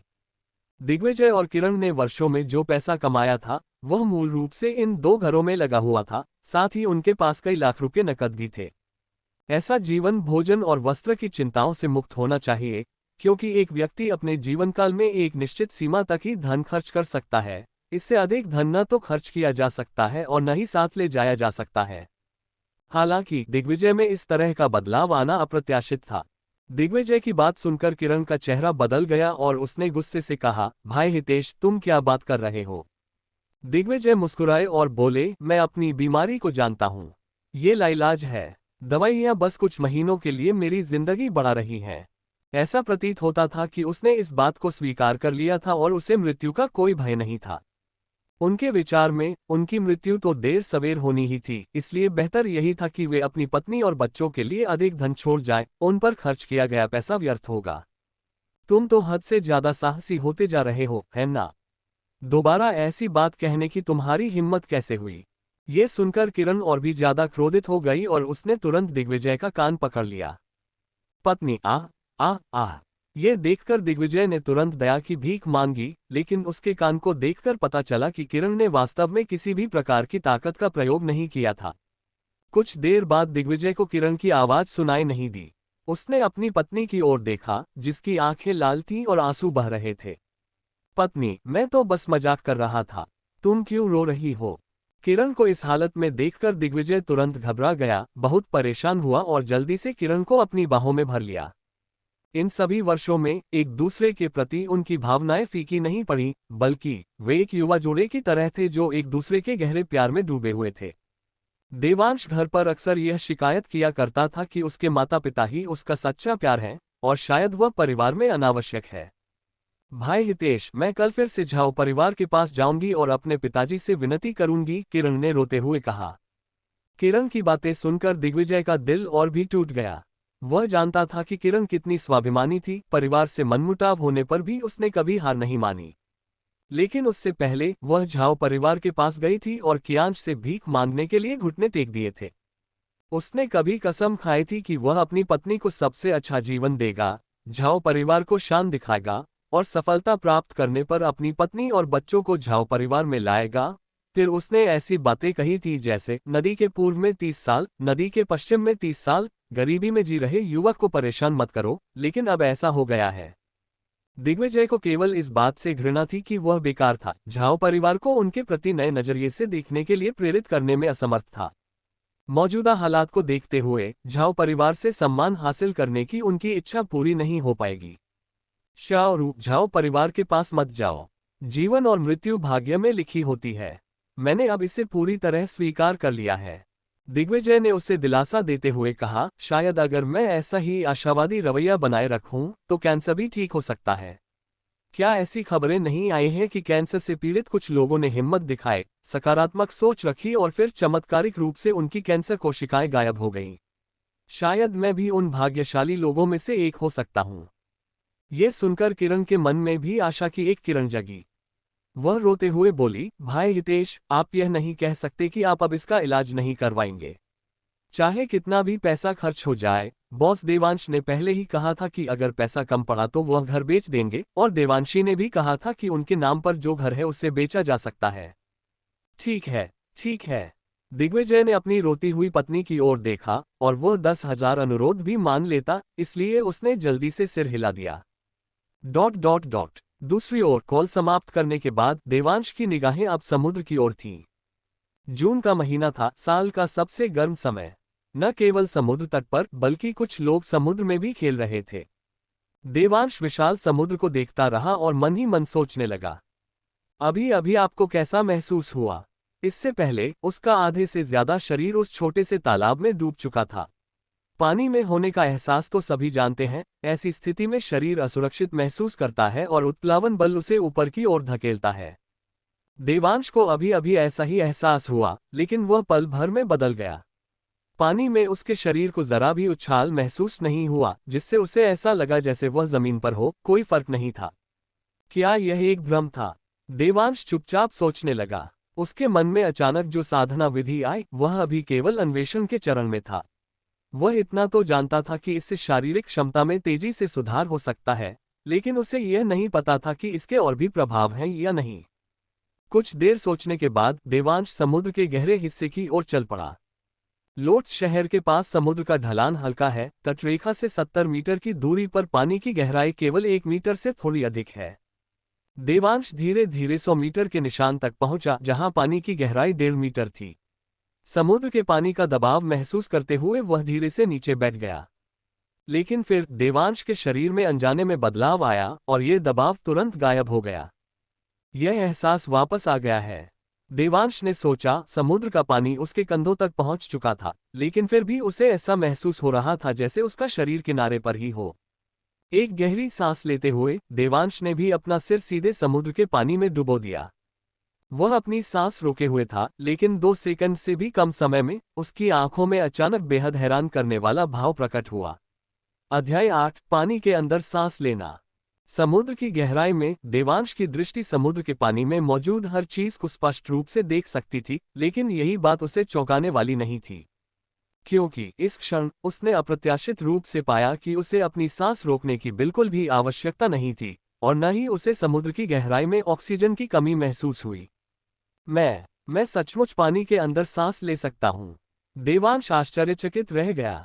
समुद्र में गोता लगाने वाला एक आम इंसान अपनी सांस रोक लेता है और जब तक वह इसे सहन नहीं कर पाता तब तक सतह पर आ जाता है, लेकिन देवांश को ऐसा महसूस हो रहा था कि वह अब नाक से सांस नहीं ले रहा है। ऐसा लग रहा था जैसे उसके शरीर ने सांस लेने का एक रास्ता खोल दिया हो और वह स्वाभाविक रूप से सांस ले रहा था। इस समय देवांश को समुद्री जल में जरा भी असुविधा महसूस नहीं हो रही थी। बिल्कुल ऐसा लग रहा था जैसे वह जमीन पर हो। अविश्वसनीय! उस बॉडी टेम्परिंग से न केवल मेरी शारीरिक क्षमता में जबरदस्त सुधार हुआ है, बल्कि अब मैं पानी के अंदर भी सांस ले सकता हूँ। क्या मेरा शरीर विकसित हो रहा है? अगर यह खबर फैल जाए कि वह पानी के अंदर सांस ले सकता है, तो इससे निश्चित रूप से पूरी दुनिया में सनसनी फैल जाएगी। शोध से पता चलता है कि मानव क्षमता असीमित है, लेकिन यह आनुवंशिक अवरोधों द्वारा सीमित है। उदाहरण के लिए, मछली की तरह पानी के भीतर सांस लेने की क्षमता भी मनुष्य की सहज प्रवृत्ति में से एक है, लेकिन इन अवरोधों के कारण इसे प्राप्त नहीं किया जा सकता है। कुछ देर तक सदमे में रहने के बाद अचानक देवांश की आंखों में सुखद आश्चर्य का भाव दिखाई दिया। चाहे ये क्षमता उसकी साधना तकनीक से आए हो या अन्य कारणों से, देवांश के मन में तुरंत कई विचार उत्पन्न हो गए। मैं पानी के अंदर सांस ले सकता हूँ, तो क्या इसका मतलब यह है कि मैं समुद्र तल पर चल सकता हूँ? ये सर्वविदित है कि समुद्र में छिपे खजाने अकल्पनीय हैं और भाग्यशाली मछुआरों के रातों रात अमीर बन जाने की कहानियां समय समय पर सामने आती रहती हैं। और अगर देवांश पानी के अंदर सांस ले सकता था, तो क्या वह सीधे समुद्र तल पर खजाने की खोज नहीं कर सकता था? अगर मुझे समुद्र तल पर पर्याप्त खजाने मिल जाएं, मैं एक बड़ी ग्रुपर मछली पकड़ लूं या एक बड़ी पीली क्रोकर मछली पकड़ लूं, तो क्या पैसा अपने आप नहीं आने लगेगा? देवांश का मन कल्पनाओं से भरा हुआ था। अगर मैं पर्याप्त पैसा कमा लूं, तो क्या मैं कैंसर रोधी दवा खरीद पाऊंगा? कैंसर रोधी दवा बहुत कीमती है, लेकिन हर कोई जानता है कि अगर आपके पास पर्याप्त पैसा है, तो आप इसे निश्चित रूप से प्राप्त कर सकते हैं। एक पल के लिए देवांश का दिल उम्मीदों से भर गया। इससे पहले उसने साधना तकनीक का अभ्यास किया था, लेकिन फिर भी उसे यह नहीं पता था कि अपने पिता की मदद कैसे करनी है। लेकिन अब पानी के अंदर सांस लेने की क्षमता ने अचानक उसके क्षितिज को विस्तृत कर दिया। चलो खोजते हैं, क्या यहाँ कोई खजाना है? इस प्रकार देवांश ने पानी के भीतर खोजबीन शुरू की। उथले समुद्र में लगभग कुछ भी नहीं था, इसलिए देवांश लगातार तटरेखा से दूर बढ़ता चला गया। तटरेखा से 300 मीटर की दूरी पर पहुंचने पर ही पानी की गहराई 5 मीटर तक पहुंच चुकी थी। इस समय तक समुद्र का नजारा पूरी तरह बदल चुका था। वहां महीन रेत नहीं थी। इसके बजाय वहां समुद्री शैवाल और प्रवाल भित्तियों के घने क्षेत्र थे। इन समुद्री शैवाल और प्रवाल भित्तियों के बीच विभिन्न प्रकार के शंख और घोंघे धीरे धीरे गति कर रहे थे। वहां कुछ छोटी जेलीफिश भी तैर रही थीं। छोटी मछलियां, झींगे और केकड़े जैसे जीव अधिक आम थे। सूर्य की रोशनी समुद्र के पानी पर पड़ती है और अपवर्तन के कारण एक असाधारण दृश्य प्रस्तुत करती है, जो देखने में बेहद खूबसूरत लगता है। ये पहली बार था जब देवांश ने वास्तव में ऐसा दृश्य देखा था, और वह समुद्र तल की सुंदरता को देखकर चकित रह गया। हालांकि उनके लिए यहां आना दर्शनीय स्थलों की सैर के लिए नहीं था। सावधानीपूर्वक तलाशी के बाद आसपास का समुद्री जीवन बिल्कुल सामान्य था। वहां न तो ग्रुपर मछली थी, न ही बड़ी पीली क्रोकर मछली, और न ही कोई मूल्यवान वस्तु। इस समय देवांश भी शांत हो गया। इससे पहले वह पानी के अंदर सांस लेने के सुखद आश्चर्य से अभिभूत था, ये सोचकर कि वह तुरंत अमीर हो जाएगा और समुद्र तल पर हर तरह के खजाने खोज लेगा। वास्तव में उन मछलियों का मूल्यवान होने का कारण यही है कि वे दुर्लभ हैं। यदि वे सचमुच इतनी आम होती तो हर कोई उन्हें पकड़ने के लिए समुद्र में गोता लगाता। देवांश जानता था कि भले ही वह समुद्र तल पर स्वतंत्र रूप से घूम सके, लेकिन अमीर बनने की संभावना बहुत अधिक नहीं थी। समुद्र तल पर 2 घंटे बिताने के बाद देवांश ने आसपास के क्षेत्र की तलाशी ली, लेकिन उसे कुछ भी मूल्यवान नहीं मिला। मैं बहुत भोला था। समय का हिसाब लगाते हुए देवांश को कुछ समय के लिए वहां से जाना पड़ा। वह अनिश्चित काल तक पानी के अंदर नहीं रह सकता था। हालांकि जब वह समुद्र तल से बाहर आया तो उसके हाथ में एक बड़ा हरा केकड़ा था। यह विशाल हरा केकड़ा उससे भी बड़ा दिख रहा था जितना कि उसने पहले पकड़ा था, जिसका अनुमानित वजन कम से कम 3 किलो था। यह देखकर देवांश ने सीधे समुद्र तल से उसे पकड़ लिया। हालांकि बड़ा हरा केकड़ा पानी में बहुत तेज था और चट्टानों के बीच छिपा हुआ था, लेकिन देवांश अब कोई साधारण व्यक्ति नहीं था और उसने बलपूर्वक बड़े हरे केकड़े को चट्टान की दरार से बाहर खींच लिया। वाह, कितना विशाल हरा केकड़ा राजा है! ये युवक कौन है? इसने पहले एक हरा केकड़ा पकड़ा था और अब इसने एक और पकड़ लिया है। देवांश के हाथ में विशाल हरे केकड़े को देखकर कुछ लोग उसकी ओर देखने से खुद को रोक नहीं पाए। भाई देवांश! तभी एक कोमल और आनंदमय आवाज सुनाई दी और एक छोटी लड़की दौड़कर वहां आ गई। ये त्रिशा थी। उसके बगल में उसकी बड़ी बहन तनिषा खड़ी थी। इस समय दोनों बहनें देवांश के हाथ में मौजूद बड़े हरे केकड़े को देख रही थीं। त्रिशा डरी हुई थी, उत्सुक थी और उत्साहित भी थी। जहां तक बड़ी तनिषा की बात है, उसकी आंखों में ईर्ष्या की झलक दिखाई दे रही थी। वह थोड़ी बड़ी थी और उसे पैसे की गहरी समझ थी। वह जानती थी कि यह बड़ा हरा केकड़ा निश्चित रूप से बहुत अच्छी कीमत पर बिकेगा। उसके परिवार की आर्थिक स्थिति औसत थी और जब उन्हें समुद्र तट पर आने का खाली समय मिलता था तो वे वास्तव में कुछ ऐसा ढूंढने की उम्मीद करते थे जिसे बेचकर वे पैसे कमा सकें। तनिषा और त्रिशा को देखकर मुस्कुराते हुए देवांश ने अपने हाथ में मौजूद बड़े हरे केकड़े को झटपट बेच दिया। 3 किलो और 1 ताइल उसने इसे 800 युआन में बेच दिया।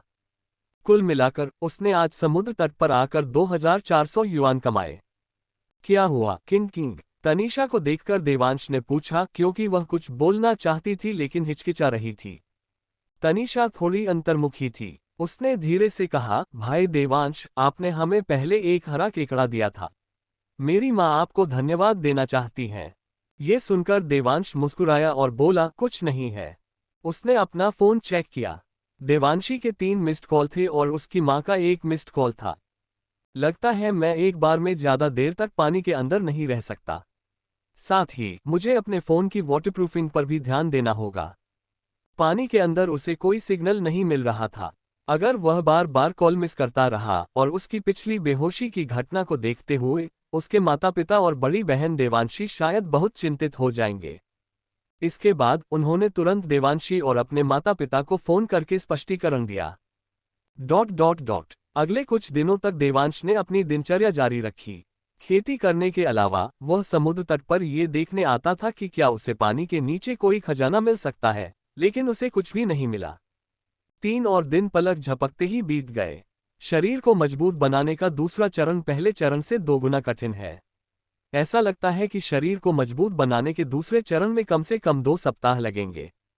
अपने शरीर में थकान महसूस करते हुए देवांश ने साधना करना बंद कर दिया। वह साधना में अपनी प्रगति को स्पष्ट रूप से महसूस कर सकता था। शरीर को तपाकर तैयार करने की प्रक्रिया के 4 चरण होते हैं। पहला चरण 1 सप्ताह का होता है, दूसरा चरण 2 सप्ताह से अधिक का होता है। इस अनुमान के अनुसार क्या तीसरा चरण 1 महीने से अधिक का और चौथा चरण 2 महीने से अधिक का होगा। कुल मिलाकर अगर वह चारों चरणों से गुजरे तो उसे 3 महीने लगेंगे।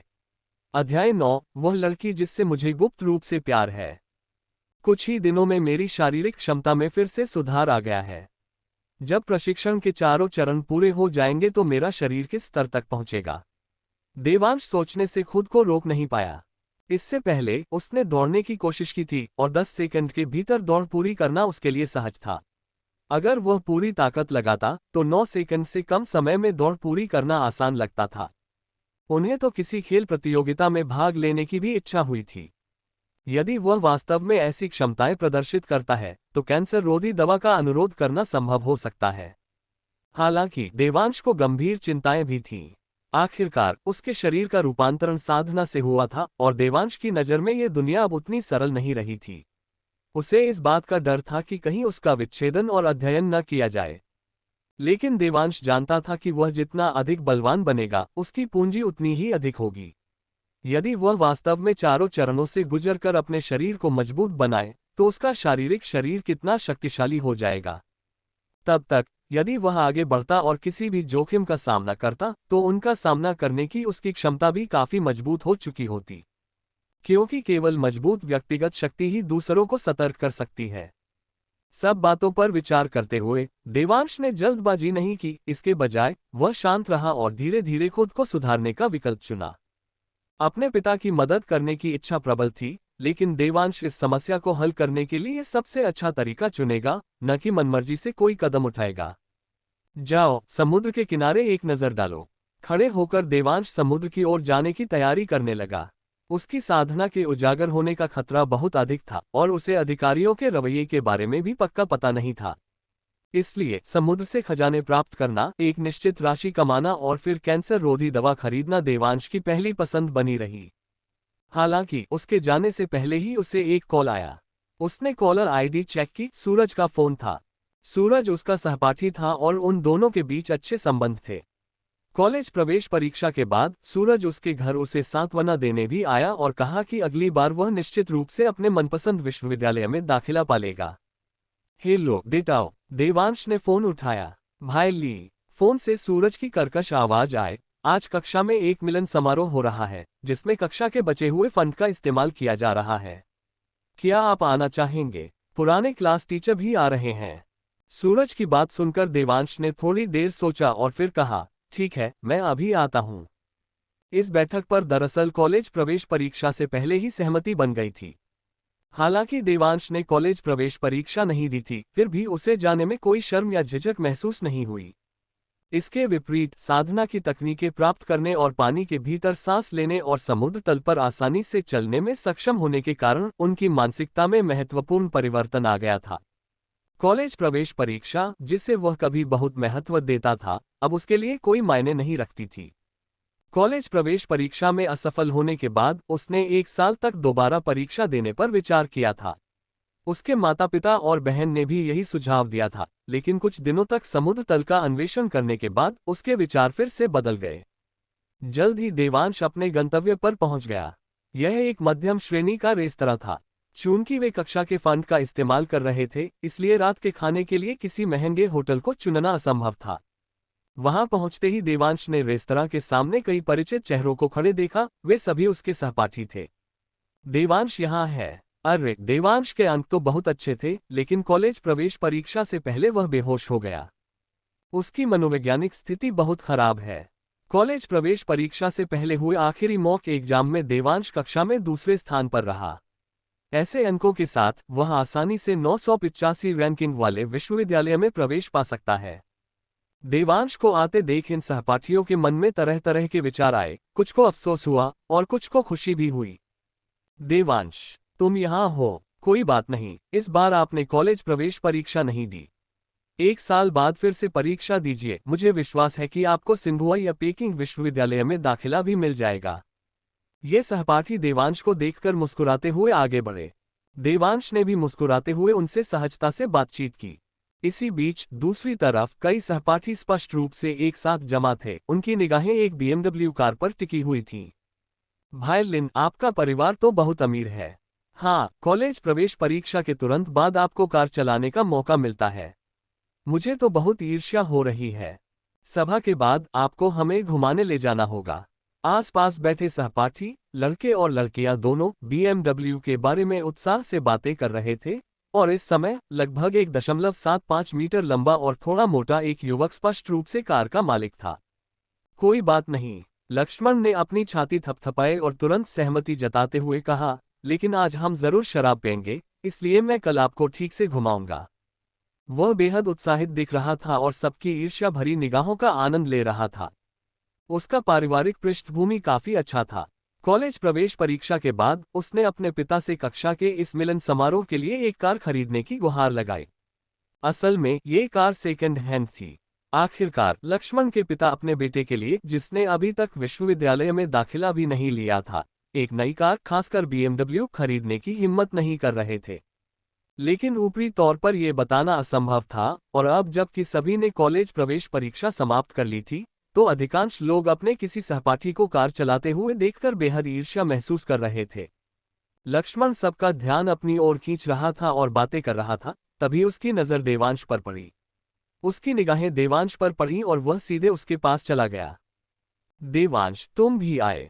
उसने मुस्कुराते हुए उसका अभिवादन किया, फिर अफसोस जताते हुए सिर हिलाया। अफसोस, मुझे आपकी स्थिति के बारे में पता चला। कॉलेज प्रवेश परीक्षा से ठीक पहले दुर्घटना होना इतना संयोग कैसे हो सकता है? वरना आपके विश्वविद्यालय में दाखिला मिलना तो बहुत आसान होता। उद्धरण चिन्ह। ऐसा लग रहा था मानो उसे सचमुच देवांश के लिए दुख हो रहा हो। आसपास के लोगों ने भी यह सुना। अगर ये दूसरे सहपाठी होते तो उन्हें कोई फर्क नहीं पड़ता, लेकिन अब जब लक्ष्मण पछतावा व्यक्त कर रहा था, तो वे बिल्कुल भी आश्वस्त नहीं हुए। लक्ष्मण अब जरूर खुश हो रहे होंगे। बिल्कुल, कौन नहीं जानता कि वह और देवांश आपस में नहीं बनते। लक्ष्मण एक तुच्छ व्यक्ति है जिसे किस्मत का साथ मिल गया।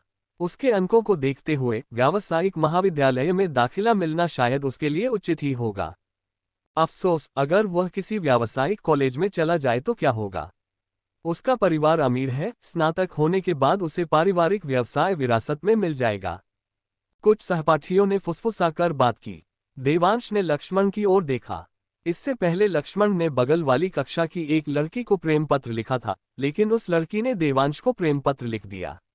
उसके बाद से लक्ष्मण को देवांश बिल्कुल पसंद नहीं था और वह उससे झगड़ा करने लगा था। हालांकि एक बार ऐसे ही टकराव के दौरान देवांश ने उसे सबक सिखाया और उसके बाद लक्ष्मण ने उसे उकसाने की हिम्मत नहीं की। देवांश के साधना शुरू करने से पहले भी वह काफी मजबूत था और कुछ लोगों से लड़ना उसके लिए कोई समस्या नहीं थी। अगर यह पहले की बात होती तो लक्ष्मण की बातों से देवांश शायद असहज महसूस करता, लेकिन अब उसके मन में कॉलेज प्रवेश परीक्षा का महत्व काफी कम हो गया था और उसके मन में दूसरे विचार थे, इसलिए वह इस समय वास्तव में शांत था। लक्ष्मण, परीक्षा में तुम्हारा प्रदर्शन कैसा रहा? तुम्हारा अनुमानित स्कोर कितना है? देवांश ने सहज भाव से पूछा। ये सवाल सुनकर लक्ष्मण के चेहरे की मुस्कान थोड़ी फीकी पड़ गई। इस परीक्षा में उसके अनुमानित अंक अच्छे नहीं थे, शायद वह स्नातक स्तर पर प्रवेश के लिए निर्धारित न्यूनतम श्रेणी तक भी नहीं पहुंच पाता। हाँ भाई ली, मुझे लक्ष्मण का स्कोर पता है, 380 अंक। तभी एक तेज आवाज आए और देवांश के कद का एक युवक, जो काफी हट्टा कट्टा था, जोर जोर से हंसता हुआ पास आया। वह युवक सीधे देवांश के पास आया। वह सूरज था, जो कक्षा में देवांश के साथ सबसे अच्छे संबंध रखने वाला व्यक्ति था। सूरज को आते देख लक्ष्मण ने नाक सिकुड़ी। उसने कुछ नहीं कहा। पढ़ाई के लिहाज से वह कक्षा में सबसे निचले पायदान पर था और आगे बोलने से शायद लोग उस पर हंसने लगते। आखिरकार हाई स्कूल के अंतिम वर्ष के छात्रों के लिए अंक किसी भी अन्य चीज से ज्यादा महत्वपूर्ण थे। क्लास मॉनिटर आ गया है। तभी अचानक एक सहपाठी चिल्ला उठा। सबने उधर देखा। सफेद कमीज पहने एक लड़की थोड़ी दूर पर चल रही थी। लड़की की चोटी बनी हुई थी और उसने साधारण कपड़े पहने हुए थे। देवांश की कक्षा की क्लास मॉनिटर आरुषि के भी कक्षा में सबसे अच्छे अंक थे और आरुषि बेहद खूबसूरत थी, कक्षा में सबसे उत्कृष्ट छात्रा थी। वह न केवल खूबसूरत थी बल्कि उसका व्यवहार भी बेहद शालीन था। कक्षा में अनगिनत लोग आरुषि को पसंद करते थे और देवांश भी आरुषि को देखता था। एक युवक होने के नाते वह उसकी ओर आकर्षित था। देवांश को भी ऐसी खूबसूरत और शालीन लड़की अच्छी लगती थी। हाई स्कूल की शुरुआत से ही वह और आरुषि असल में सहपाठी थे। हाई स्कूल के दूसरे साल में उन्हें फिर से एक ही कक्षा में डाल दिया गया। उसके लिए आरुषि वह लड़की थी जिसे वह 3 साल से चुपके से पसंद करता था, उसका पहला प्यार। अध्याय 10। अब और पढ़ना नहीं। हालांकि देवांश मन ही मन आरुषि को पसंद करता था, पर उसने कभी यह बात जाहिर नहीं की। यहाँ तक कि उसका सबसे अच्छा दोस्त सूरज भी उसकी भावनाओं से अनजान था और एक समय तो सूरज को शक होने लगा था कि कहीं देवांश को लड़कियां पसंद ही न हो। आरुषि मुस्कुराते हुए अपने सहपाठियों की ओर बढ़ी, जिन्होंने उसका अभिवादन किया। उसने देवांश को देखा, उसके पास गई और मुस्कुराते हुए बोली, देवांश। देवांश ने भी मुस्कुराते हुए कहा, आरुषि। इस समय तक कक्षा के अधिकांश लोग आ चुके थे।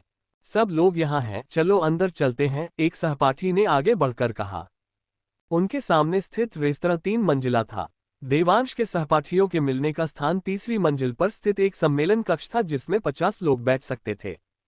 उस समय अंदर लगभग 20 लोग मौजूद थे। सहपाठी इकट्ठा हुए, स्वाभाविक रूप से बातचीत करने के लिए उत्साहित थे क्योंकि कॉलेज प्रवेश परीक्षा समाप्त हुए 1 सप्ताह हो चुका था। न केवल सहपाठी बल्कि कक्षा के शिक्षक वांग जेन भी यहाँ मौजूद थे। उन्होंने देवांश को देखा, तुरंत उसके पास गए और बोले, देवांश, तुमने कॉलेज प्रवेश परीक्षा में भाग नहीं लिया। मैं तुम्हें स्कूल में पुनः अध्ययन के लिए आवेदन करने में मदद करूंगा। देवांश के अंक 985 ग्रेड वाले विश्वविद्यालय में प्रवेश पाने के लिए काफी अच्छे थे। इस बार एक दुर्घटना हो गई और वांग जेन की राय में देवांश को अपनी पढ़ाई जारी रखनी चाहिए। देवांश ही नहीं बल्कि कक्षा के 2 अन्य सहपाठी भी, जिनके आमतौर पर अच्छे अंक आते थे लेकिन इस बार उनका प्रदर्शन अच्छा नहीं रहा, अगले साल अच्छे अंक प्राप्त करने के लिए 1 साल तक दोबारा पढ़ाई करने की तैयारी कर रहे थे। कक्षा शिक्षक वांग जेन को देवांश से पुनरुद्धयन के बारे में बात करते देख आसपास के कुछ सहपाठियों ने भी देवांश के लिए अफसोस जताते हुए उनकी ओर देखा। कक्षा में देवांश कभी भी किसी परीक्षा में शीर्ष 3 से नीचे नहीं आया था। ये वाकई खेदजनक था कि उसने इस कॉलेज प्रवेश परीक्षा में गलती कर दी। वांग जेन की बातें सुनकर देवांश ने सिर हिलाया और कहा, कोई जरूरत नहीं है शिक्षक वांग, मैं दोबारा पढ़ाई करने की योजना नहीं बना रहा हूं। समुद्र की तलहटी में घूमने के बाद यह विचार अचानक देवांश के मन में आया। उनके लिए विश्वविद्यालय में दाखिला लेने और स्नातक होने के बाद सबसे जरूरी काम एक अच्छी नौकरी ढूंढना था। लेकिन अब ये बात उनके लिए बिल्कुल भी महत्वपूर्ण नहीं थी। समुद्र तल पर चलने का क्या मतलब था? इसका मतलब था कि समुद्र उसका एटीएम बन जाएगा। पहले की तरह ही उसने समुद्र की तलहटी में एक हरे रंग का बड़ा केकड़ा पकड़ा। इस हरे केकड़े के अलावा उसने समुद्र की तलहटी में कई और कीमती जीव भी देखे थे। अगर वह चाहे तो उन्हें पकड़कर पैसे के लिए बेच सकता है। ऐसी क्षमता होने पर स्कूल जाना समय की बर्बादी होगी। सबसे अहम बात यह थी कि दिग्विजय अब कैंसर की अंतिम अवस्था में थे और यह कहना मुश्किल था कि वे कितने महीने और जीवित रह पाएंगे। समुद्र में चलने की क्षमता के साथ देवांश लगातार समुद्र में खजाने की खोज कर सकता था और फिर उन्हें बेचकर पैसे कमा सकता था। यदि उसे पर्याप्त खजाने मिल जाएं और वह उन्हें पर्याप्त धन में बेच दे तो वह कैंसर रोधी दवा खरीद सकता है। पुनः अध्ययन नहीं कर रहे हो? देवांश की बातें सुनकर आसपास बैठे सहपाठी स्तब्ध रह गए। देवांश दोबारा पढ़ाई करने का विकल्प क्यों नहीं चुन रहा है? आखिर चल क्या रहा है? ऐसा नहीं है कि उसने परीक्षा में खराब प्रदर्शन किया और फेल हो गया, बल्कि उसने परीक्षा दी ही नहीं। इस स्थिति में वह व्यावसायिक कॉलेज में भी दाखिला नहीं ले सकता। देवांश क्या सोच रहा है? ये सभी सहपाठी बहुत हैरान थे। इतने अच्छे अंक मिलने के बावजूद उसने कहा कि वह अब और पढ़ाई नहीं करेगा। इस समय आरुषि ने भी देवांश की ओर देखा। उसके बगल में बैठी एक छोटी लड़की ने फुसफुसाते हुए कहा, देवांश ने वास्तव में दोबारा पढ़ाई करने का फैसला नहीं किया है। कितना अजीब है। याओ याओ, तुम्हें क्या लगता है देवांश क्या सोच रहा है? आरुषि कुछ नहीं बोली, उसकी निगाहें देवांश पर टिकी हुई थीं। वह सोच रही थी कि देवांश क्या सोच रही है। इस समय कक्षा के शिक्षक वांग जेन भी एक पल के लिए स्तब्ध रह गए। फिर उन्होंने भ्रमित होकर देवांश की ओर देखा और उसे कुछ बार समझाने की कोशिश की, लेकिन देवांश का रवैया बहुत दृढ़ था। कुछ शब्द कहने के बाद वांग जेन के पास कहने के अलावा कोई विकल्प नहीं था। तो अगर आपके मन में दोबारा पढ़ाई करने का कोई विचार हो तो आप सीधे मुझे फोन कर सकते हैं। आप मुझे स्कूल शुरू होने से पहले बता सकते हैं। वह वाकई इतने होनहार छात्र को खोना नहीं चाहता था। देवांश मुस्कुराया और बोला, धन्यवाद शिक्षक वांग। वांग जेन चली गई और उसके कई करीबी सहपाठियों ने देवांश से सवाल किए बिना नहीं रह सके, खासकर सूरज ने, जिसका चेहरा उलझन से भरा हुआ था। भाई ली, क्या बात है? क्या आपने पहले दोबारा पढ़ाई करने की बात नहीं कही थी? आपने अचानक अपना मन क्यों बदल लिया? जब वह पहले देवांश के घर उससे मिलने गया था तब देवांश ने कहा था कि वह दोबारा पढ़ाई करने जा रहा है। देवांश मुस्कुराया और सिर हिलाया, उसने ज्यादा कुछ नहीं बताया। ये देखकर सूरज को लगा कि देवांश अभी भी बहुत दबाव में है, इसलिए उसे कुछ भी बोलने से बचना चाहिए। पार्टी शुरू हुई और खाना परोसा जाने लगा। लड़कों ने भी बियर मंगवाए और पीने लगे। कुछ छात्र जो अभी अभी कॉलेज प्रवेश परीक्षा पास करके आए थे, उनके लिए शायद ये पहली बार बियर पीना था, इसलिए उन्होंने ज्यादा बियर नहीं मंगवाए। देवांश बियर पी रहा था और कुछ सहपाठियों से बातें कर रहा था। उनके लिए इसे उनकी आखिरी कक्षा सभा माना जाना चाहिए। कुछ ही देर बाद कुछ सहपाठियों ने अपने वाइन ग्लास से टोस्ट करना शुरू कर दिया और लक्ष्मण सबसे अधिक सक्रिय था। वह हाथ में शराब का गिलास लिए देवांश के पास आया और चौड़ी मुस्कान के साथ बोला, देवांश, मैंने अभी सुना कि तुम दोबारा पढ़ाई नहीं कर रहे हो। चूंकि तुम दोबारा पढ़ाई नहीं कर रहे हो तो तुम्हें नौकरी ढूंढनी चाहिए, है ना? कैसा रहेगा अगर तुम्हारे पास कोई सुझाव हो? मेरे परिवार के जायंट लॉबस्टर रेस्टोरेंट में अभी भी कर्मचारियों की जरूरत है, तुम एक बार कोशिश क्यों नहीं करते? उन्होंने मुस्कुराते हुए उन्हें आमंत्रित किया।